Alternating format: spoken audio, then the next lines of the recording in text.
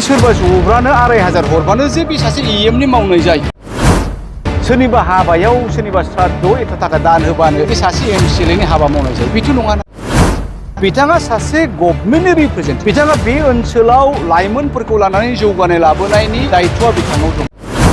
बे ओनसोलनि जौगाखांनो रोङै गोदो हाबनाय गोदो गोदायनिफ्रायनो ट्रेडिशनेल आखुजों आबाद मावबोनायनिफ्राय मुक्त होनायनि दायित्वआ आदा गयारिनाव दङ।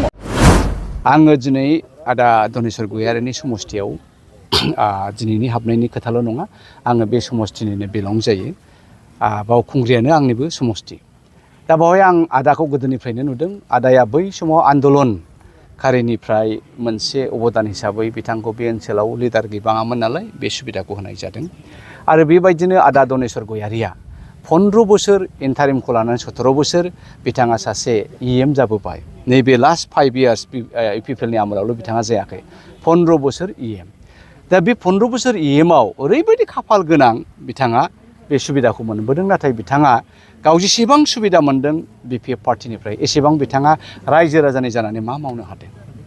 आं सानो एबारावहाय रायजो राजाया बयबो बुजिबाय जे धनेस्वर गयारि आदाया बे ओनसोलाव EM जाब्लाबो MCLA जाबाबो बे जेबो मावनो हाया। बिथांनाव बिनि परिकल्पना साननाय हनायाव गैखाया।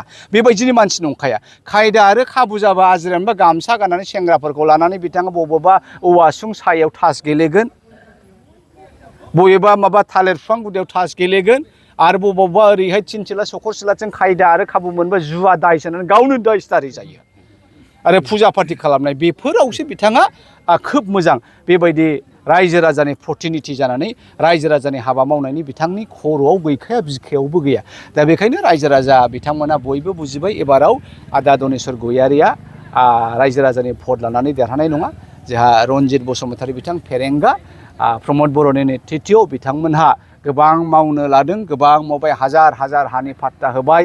दा बेफोरखौ नायोब्ला एबाराव इउपिपिएलआनो गभर्नमेन्ट फैगोन। तथा बे ओनसोलाव बावखुंग्रियाव रन्जित बसुमतारी EMआ गोरलैयैनो देरहानानै फैगोन। बिथाङा नमिनेसन गथायखालि मोनसे खोथा बुंदों खौरां बिजोङाव, माने नैबे बावखुंग्रि बियाबाव 6 मासनि सिगांनो गाव देरहाखानाय होननानै बुंदों। बेनि बे कमन डायलग 5 बोसोर सिगां देरहाखानायबो होनगोन। बै सिगांनि बोथोरफोरा थांबाय।